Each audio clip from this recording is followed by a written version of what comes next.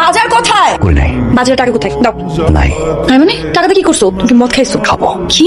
মদ খাবো এখন থেকে, সমস্যা হলো।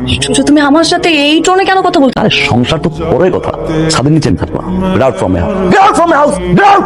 তুই কি যাবে? আমি প্লে করতেছি, দাঁড়া। ছিড়বি না আমার না। চলে যা, চলে যা। চলে না কানে জানার কথা, বের হও। তুমি মনে করছো এরকম ডাবল ফেস প্লে করে আমার সাথে খেলবা? অনেক সহ্য করছি, আমার টর্চায় অতিষ্ঠ হয়ে গেছি। ডাবল ফেস দেখাইছো তুমি আমাকে, আমার লাইফ ডিস্ট্রয় করে দিচ্ছ। খালাম্মা, এই যে দেখেন, পাশের এলাকায় থাকে, আর তাদের পরিবারে আপনি চিনেন। আর্মিতে আছিল ওর বাপ, মেজর মমি সাহ। ছবি তো ঝাপসা, ছবি ঝাপসা, কিন্তু মায়া তো ঝাপসা না। গিয়া দেখেন। আমাদের সাথে আপনাদের পরিচয় বা জানাশোনা না থাকলেও আপনাদের সম্পর্কে তো আমি জানি। এলাকার লোকজন আপনাদের সম্পর্কে সবসময় সুনামি করে। মানে আগের থেকে জানা থাকলে একটু ভালো মতন আপ্যায়ন করতে পারতাম, হঠাৎ করে তেমন কিছুই করতে পারিনি। আসসালামু আলাইকুম। এই পাখির খাঁচা নিয়ে কোথায় যাচ্ছ? বাবা, পাখিটার তো খাঁচায় বন্দি, আমার এটা দেখে খুব কষ্ট হচ্ছে, এই জন্য ছেড়ে দিতে যাচ্ছি। হ্যাঁ, ছেড়ে দাও, মুক্ত করে দাও। থ্যাংক ইউ বাবা। আসসালামু আলাইকুম। ভাই সাহেব, আল্লাহর রহমতে আপনার মেয়ে খেয়ে পরে একটা জীবন পার করে দিতে পারবেন, কোনো সমস্যা হবে না। আপনাদের পরিবার সম্পর্কে আমার জানার আর কোনো কিছু দরকার নেই। আর আমার মেয়ে যদি আপনাদের ঘরে যায় তাহলে ওর জন্য এটা খুবই সৌভাগ্যের বিষয়। আমাদের এই ছেলে পছন্দ। আলহামদুলিল্লাহ। বাবা, তুমিও চলে গেলে, মাও চলে গেল, কিন্তু সাথে ইরাকে কেন নিয়ে গেল তোমরা? ইরা তো থাকতে পারতো আমার সাথে, তাই না? সবাই অপরিচিত, এতগুলো অপরিচিতর মাঝখানে আমি কোনোদিন থাকছি বাবা? পরে কথা বলবো না। হুট করে সবকিছু হয়ে গেল, তাই না? মানে আমি রেডি ছিলাম না, একদম হুটহাট করে ভালো একটু আনইজি লাগছে ভাই। জায়গাটা খুব স্বাভাবিক, নতুন বাড়ি, নতুন মানুষজন, প্রবলেম একটা আপন করে। সমস্যা কোনো? আপনি কি এখানে ঘুমাবেন? হ্যাঁ, এখানে এটা আসলে আমার আগের খাট, ফুট করে বিয়ে তো খাটটা চেঞ্জ করা হয়নি। আপনি এখানে ঘুমান, সমস্যা নেই। আমি এখানে ঘুমাতে পারবো না, এর আগে কোনো পুরুষের সাথে ঘুমাইনি তো। আমি ঘুমাচ্ছি তো, আমার সমস্যা নেই। হ্যাঁ, তুমি করে বলি নাকি? তুমি উপরে শো, আমি নিচে শুই। না, আপনি উপরে ঘুমান, আমি নিচে শুই। তুমি উপরে শো, আমি নিচে। প্লিজ, তুমি একটু বোঝার চেষ্টা করো, তুমি উপরে শুও, আমি নিচে শুই। এই যে তোমার জন্য তোমার সে এগুলি কিনে এনেছে। মা, এগুলো দরকার ছিল না। দরকার লাগবে। আর গয়নাগাটি নাই কেন? বিয়ের প্রথম প্রথম তো একটু গয়নাগাটি পরে থাকতে হয়। দেখো, আমার গয়না তোমাকে দিচ্ছি। মা, কি বলছেন? এগুলি আমার শাশুড়ি আমাকে দিয়েছিল, দেখো পছন্দ হয় কিনা। আগেকার ডিজাইন পছন্দ। কি ব্যাপার?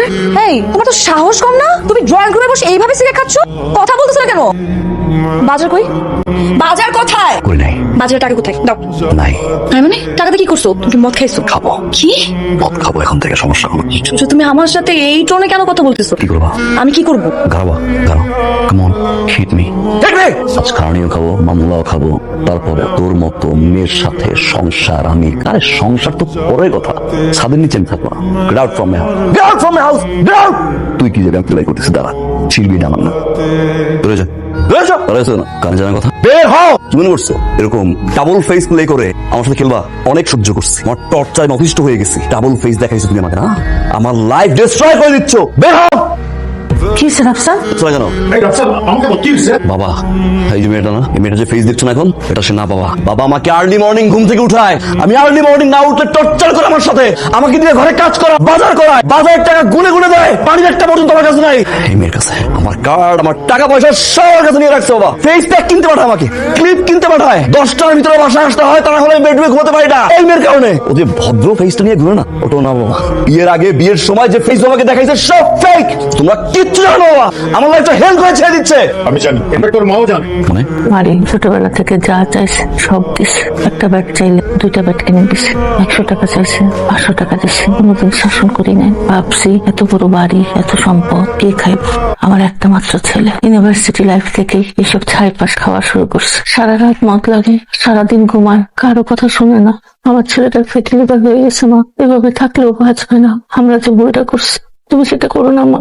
তোমার যা করতে হয় তাই করো মা, তুমি মেনে নিও না। আমার ছেলেটাকে একটু বাঁচাও। ওর কোনো দোষ নাই, সব আমাদের প্রাণ। যদি বলিস দোষ আমার, তোর বাবার। এছাড়া আমাদের কোনো উপায় ছিল না রে, আমরা হেল্পলেস। বাবা, মেয়েটার সাথে এমন ব্যবহার করা উচিত হয় নাই তোর, ওর কোনো দোষ নাই। সময় গেলে সময় কখনো ফিরে আসে না। This is your golden time, don't waste it. আমি কখনো শাসনে বড় হই নাই, না শব্দটার সাথে আমি ইউজড হই না। ছোটবেলা থেকে যা চাইছি তাই পাইছি, ইনফ্যাক্ট বেশি পাইছি। যেটা করতে চাইছি সেটাই করছে। হঠাৎ করে তোমার ইন্টারফেয়ারটা নিতে পারি নাই। প্রতিটা মুহূর্ত আমার কাছে টর্চার মনে হতো, সহ্য করতে পারতাম না। সবসময় ভাবতাম কবে টর্চার থেকে মুক্তি পাবো। আজ যখন আমার ফ্রেন্ড হাসাহাসি করলো, আমি নিতে পারি নাই। অনেক বেশি খারাপ ব্যবহার করে ফেলেছি, যেটা আমার ঠিক হয় না। আম সরি। যা করছো ভালো হয়েছে, আর একটু বেশি বলে দিতা। আম সরি, প্লিজ আমাকে মাফ করে দাও, প্লিজ আমাকে ছেড়ে যেও না। শেষ করবো, ততবার আমি তোমার সাথে খারাপ ব্যবহার করেছি, বুকটা কেঁপে উঠেছে।